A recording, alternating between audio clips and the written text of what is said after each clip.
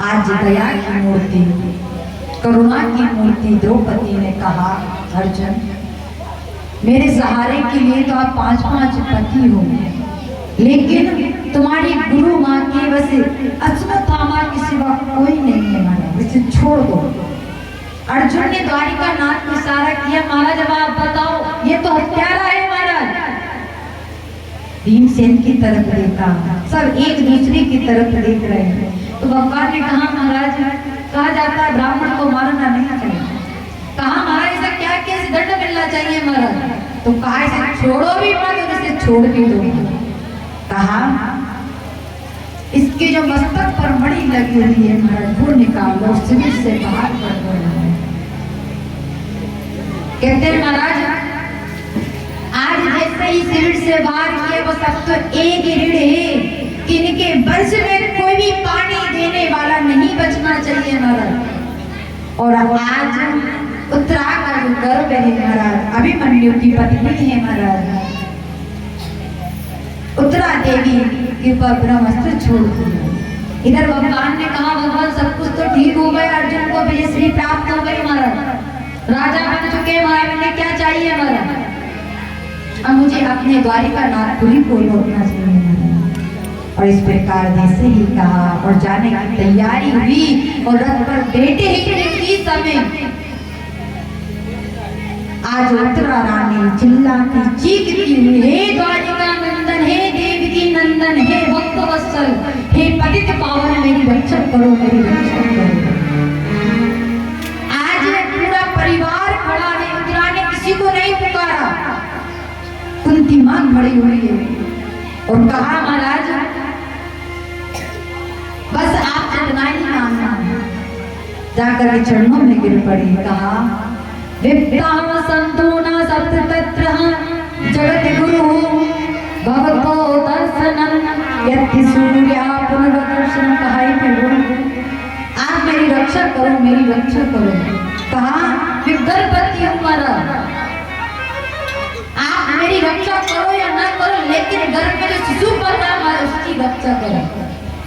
एक माँ वही होती है हमारा, हमारा यही चाहती है कि हमारे हमें कुछ हो जाए लेकिन हमारे पुत्रों को कुछ नहीं होना चाहिए। और आज भगवान ने नन्हा सा रूप धारण किया, आज घर में प्रविष्ट कर दिया। और जैसे घर में प्रविष्ट किया, नन्हे से परिचित जी महाराज देख रहे कि इतना सुंदर रूप है, चतुर्भुज धारण करके महाराज बड़ा चमकीले नजर आ रहे हैं। और आज एक भक्त और भगवान उत्तरा रानी के घर में प्रविष्ट है। बोलो भक्त वत्सल भगवान की, जोर से बोलना पड़ेगा। तो आज भगवान ने ब्रह्मास्त्र चला गया और इधर भगवान ने परिचित जी की रक्षा करी। और भगवान द्वारिका नाथपुरी को जा रहे थे, मन में सोचा कि इनके पास विजय श्री प्राप्त हुई कि क्यों नहीं महाराज इन्हें विश्वपिता मां से भी मिलाया जाए जो शेषैया पर पड़े हुए हैं महाराज। और जैसे ही भगवान 5 पांडवों को साथ ले गए और उस सभा में द्रौपदी भी साथ गई महाराज। और इधर कहा विश्वपिता मां से, कहा जाता है हमारे यदि युवाओं को ज्यादा समझ में ना आए ना महाराज, जो बुजुर्ग होते हैं महाराज उनसे पूछना चाहिए कि महाराज हमेशा करना चाहिए कि नहीं करना चाहिए। तो भगवान ने सोचा ये मेरा कहना तो नहीं मानेंगे, लेकिन विश्वपिता मां का कहना जरूर मानेंगे।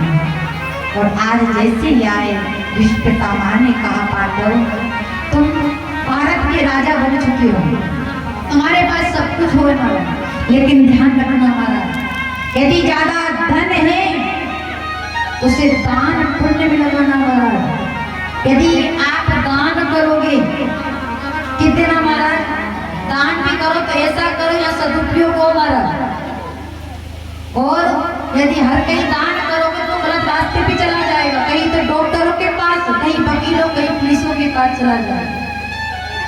और कहा महाराज कभी भी अपने जीवन में गलत कार्य मत करना, कभी अपनी आंखों से गलत मत देखना। इतना ही कहा और द्रौपदी उसी सभा में थी, हंसने लग गई और कहा, महाराज आज बड़ा ज्ञान दे रहे हो। अरे उस दिन आपका धर्म कहाँ चला गया था जिस दिन दुशासन मेरी साड़ी खींच रहा था महाराज। उस समय तो बड़े बड़े धर्मात्मा बैठे हुए थे, राजा बैठे हुए थे महाराज।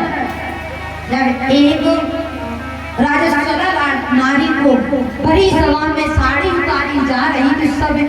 कहाँ चले गए थे महाराज? वो तो मेरी द्वारिका नाथ थे मेरे साथ, जिन्होंने मेरी लाज रखी नहीं महाराज। जब साड़ी का चीर हो गया महाराज, उस समय सोचने लगे कि साड़ी बीच की नारी है कि नारी बीच की साड़ी है कि साड़ी की ही नारी है महाराज। सभी चूक गए महाराज।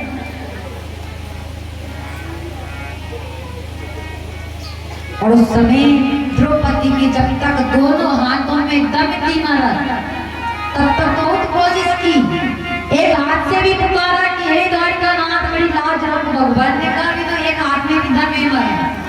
जब हार जाओ दोनों हाथ उठाकर कहोगे हे नाथ मेरा हाथ पकड़ो महाराज, मेरी लाज रखो, हे द्वारिका नंदन, हे केसरी नंदन, तब जाकर के भगवान ने छींद बजाया महाराज। और समय भी यही कहा कि तुम कहाँ छुपे भगवान, करो मत देरी,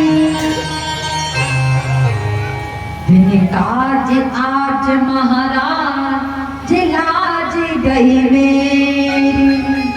हे द्वारिका नाथ मेरा कोई कसूर नहीं था, लेकिन तो भी मेरी लाज जा रही, बार बार पुकार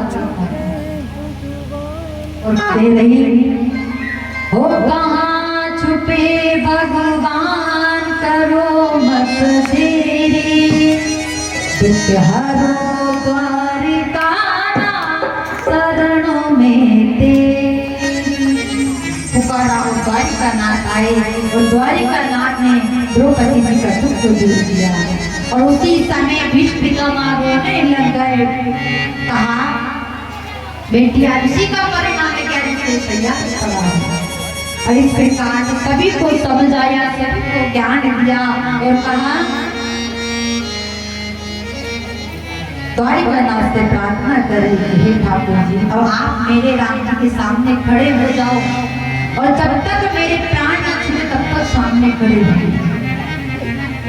और भगवान से हमें भी यही प्रार्थना करना चाहिए कि तब हमारा अंत समय आए तो भगवान किसी न किसी रूप में आप हमारे सामने आकर खड़े हो जाना, ताकि हम फिर सच्चित होकर अपने प्राण त्याग चले जाए। इतना तो करना स्वामी जब प्राण तन से निकले, गोविंद नाम